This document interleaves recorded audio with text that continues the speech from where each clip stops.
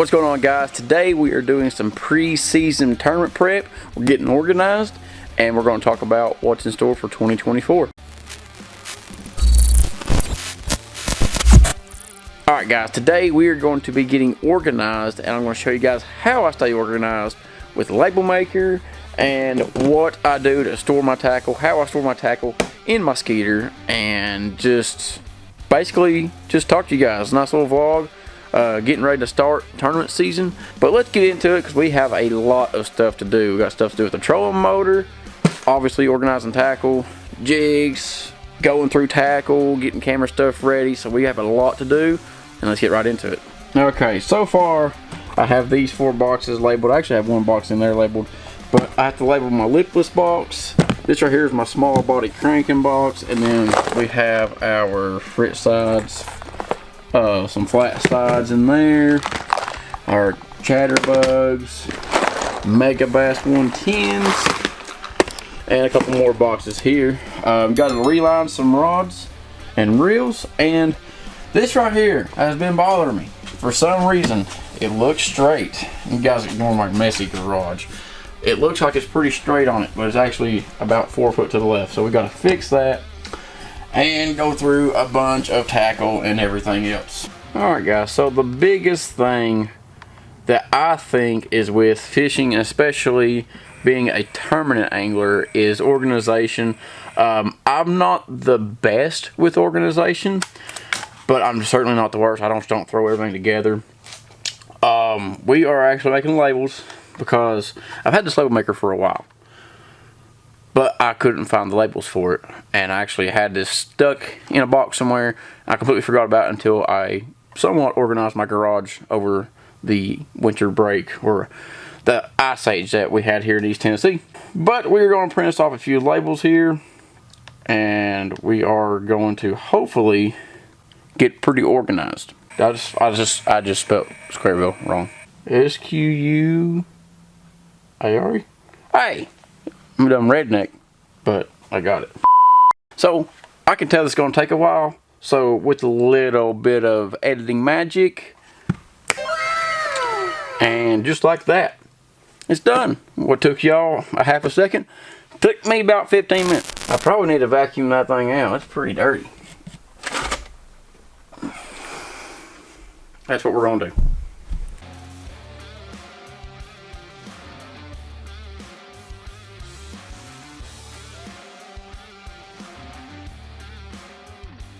Alright, good and clean. Let's get to it. So we got our liplesses, our terminals, our bandits, and our DTs. And y'all are probably wondering, why do I have them stored on their sides? I can fit more. Plain and simple. Fit more. I keep more of my heavier stuff down lower.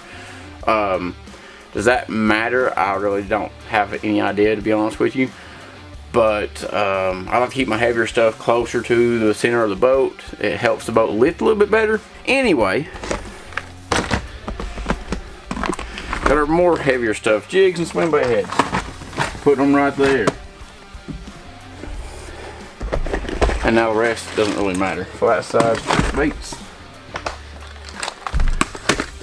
chatterbaits, and then lastly Squarebills. I could actually fit 1 more box up there, but I pretty much have everything I need for the winter time in here already. Actually, scratch that. I have 1 more thing over here.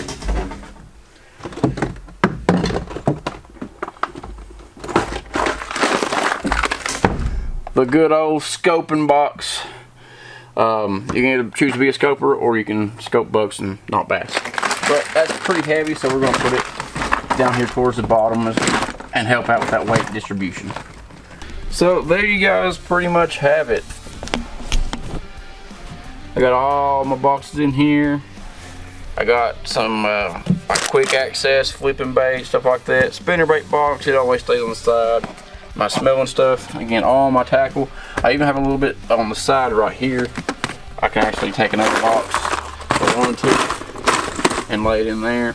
I kind of wish it was a little bit wider, and I mean, you always wish you could have more room, whether it be a boat or a garage.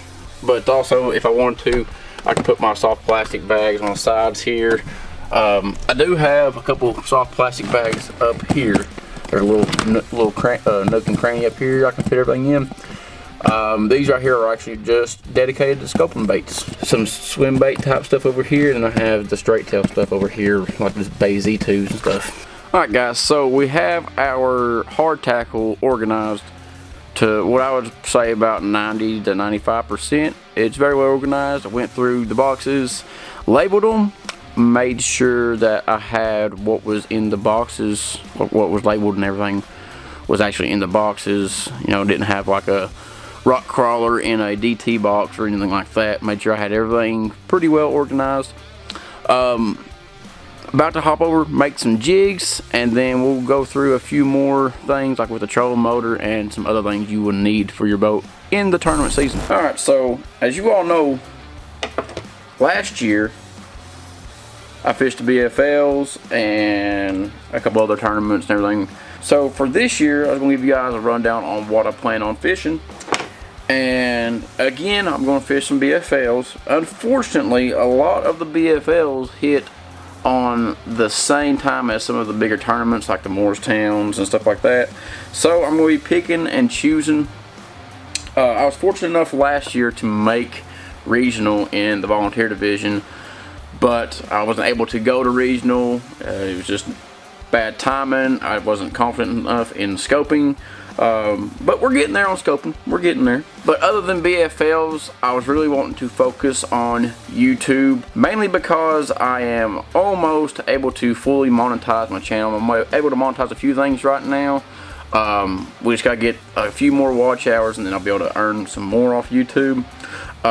And also, I can promote a lot more on YouTube. I can promote companies that I'm working with and everything. And I want to bring fun back into fishing, because sometimes tournament fishing can be pretty stressful, especially if you're not on much. But that's pretty much the plan for 24, is fish a handful of BFLs, some Morristowns, and simply just focus more on YouTube, try to make as much content as possible. I'm going to try to do 2 videos a week. It is very hard. I'm not only a fisherman, I'm also a husband and a father. So I have 2 little girls, you know, gotta spend time with and everything like that. Get them out on the water eventually once they get big enough. And I also have a full-time job. We got a few jigs made up. I got a couple of shipments of tackle in. I'm gonna show you guys a couple of things I've got here recently. Possibly a couple of things from the show as well. We got a couple more things to do on the boat, and then we should be good for the season. Alright, so for the show, this is a handful of the stuff I got from the show. I got a bunch of spinner baits. These are actually kind of a special spinner baits. Obviously got a bunch of fritz sides. Those of you that know me know I love my fritz sides, so I got a bunch of those. Some homemade crankbaits. This right here is by a Jawjacker. One of the only people that still pretty much makes good homemade jerkbait. I got a couple things right here for future videos and stuff like that I need to talk about. I'm actually going to work on one of them here very, very soon. And again, another one. And the cool thing about these right here that I got at the show is they're all JDM / European stuff. So it's not stuff that's here in the States very good just yet. Very good videos coming up on that kind of stuff, on like what they are. To be honest with you, there's not very many videos out there on them right now. So enough in that box.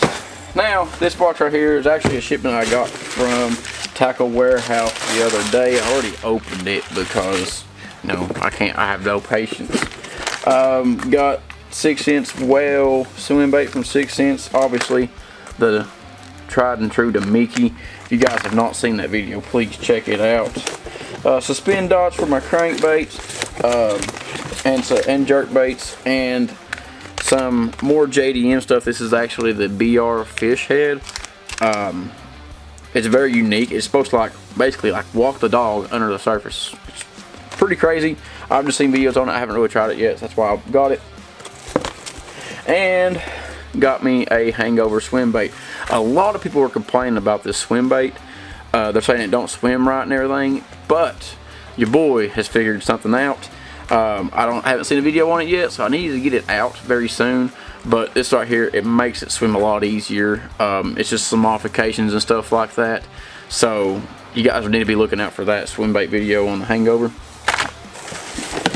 And obviously, free shirt. I mean, who doesn't want a free shirt? And speaking of shirts, guys, if you want to get you some Cody Seaber Fishing apparel, please, link down in the description, you guys can check it out. Make sure you follow me on Facebook because I post whenever there's sales going on and everything. But I have a few different designs to choose from. If you guys are willing to get you one, please go ahead and click the link down below and check it out. Alright guys, so the next thing we're going to work on is getting my transducer straight. I had it straight at one point. Well, it was a little bit off to the right, then I tried to adjust it to the left, and now it's all out of whack. So, pretty simple. We're going to loosen our knob here. And you want to be very careful tightening everything up because this is plastic. I wish they would make it out of aluminum, but everything is plastic. So we're going to set our transducer off to the side, grab our Allen set, and we're going to very slightly loosen it up. See if I can move that a little bit now. I need to loosen up just a touch more.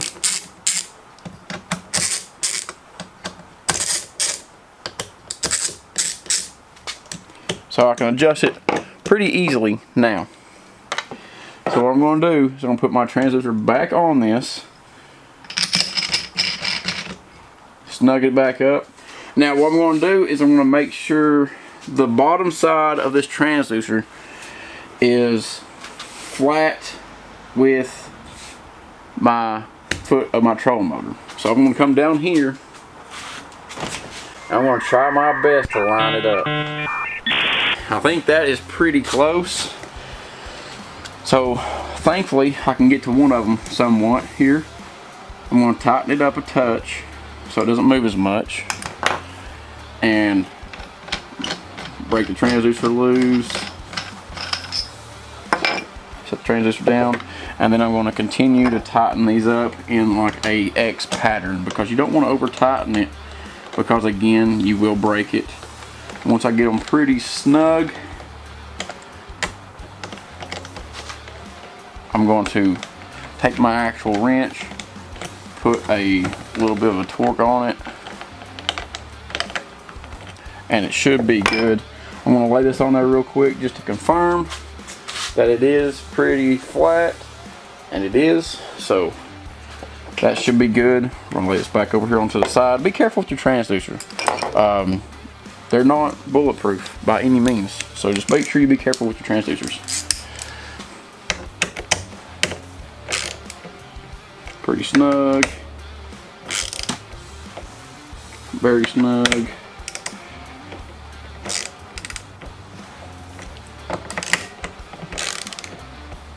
Alright. So, and again, you have the 3 notches. I keep mine in forward mode all the time. I would love to have a 360 or another Garmin unit for perspective mode, but we're not there yet. And again, just make sure everything's nice and tight. Don't over tighten it, please, because all this stuff is plastic. I wish they would make the bracket itself out of aluminum, but I'm sure there's a reason why they don't. I have no idea, but just be careful with it.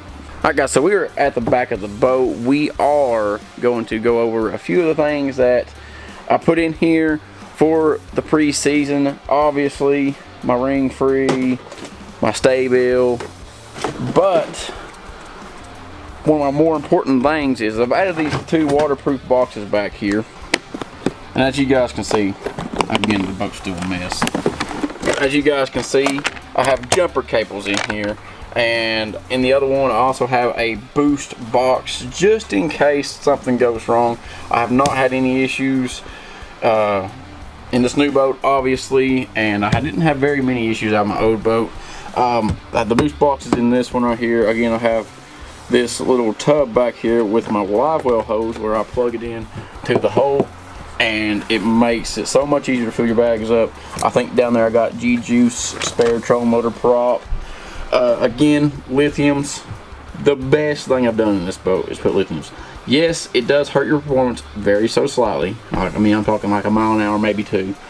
But as long as you put some weight back here, I keep my plastics in this box right here, and again I have all this stuff back here because there's actually room for me to put. I can put 6 batteries back here if I really wanted to. I mean, I got all kinds of room. I would like to run a dedicated battery for graphs only, but what I have right now works perfectly fine, so that's what we're doing. But again, it's just some spare tools and stuff like that back here. Alright guys, so we've got a lot done in today's video. We've fixed our transducer, made some jigs, organized a lot of tackle, and now we're going to spool up our rods. Fortunately I only have a couple to do, and I just want to thank you guys for tuning in. I know this is something a little bit different, and I kind of wanted to bring you guys into something more than just fishing and fishing tips videos. So, you know, organizing, you know, a little bit of pre-season prep, I feel like it'd be a neat little video to do for you guys. But if you did enjoy this kind of content, just comment down below, let me know. Be sure to give the video a thumbs up, subscribe if you haven't already. But I'm going to finish lining these reels. Hope you guys enjoyed. I'll see you guys on the next one, and until next time, catch 'em big.